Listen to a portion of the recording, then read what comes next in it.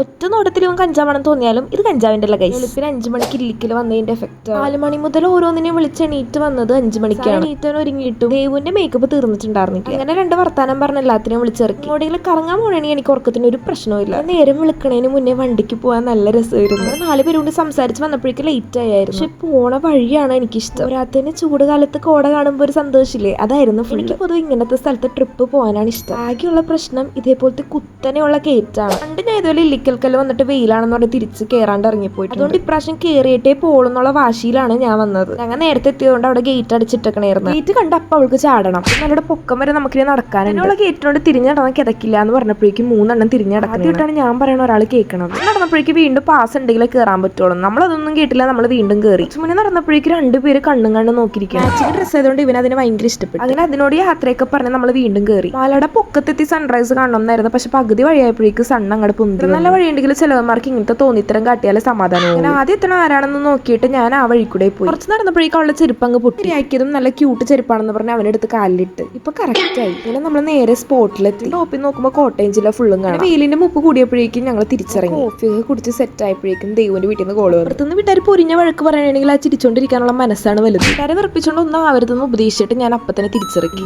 അല്ലേ അപ്പൊ ബാക്കി കാര്യങ്ങൾ അടുത്ത വീഡിയോയിൽ.